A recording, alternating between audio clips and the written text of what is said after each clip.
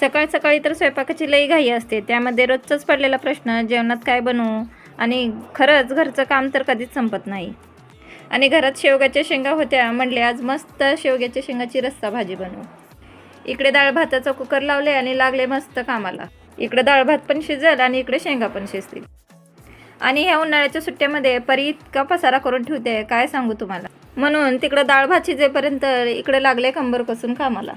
आणि इथं बघा परीनं कसं पुट्ट्याचं घर बनवलं आहे आणि त्याच्यावर कसं खेळणे ठेवलेत बघा. मी डेली तिचे खेळणे वरी ठेवत असते आणि ती डेली खाली काढत असते. आणि गरमी तर इतकी वाढली आहे म्हणून सकाळी सकाळी सगळी कामे मी लवकर लवकर करून घेते.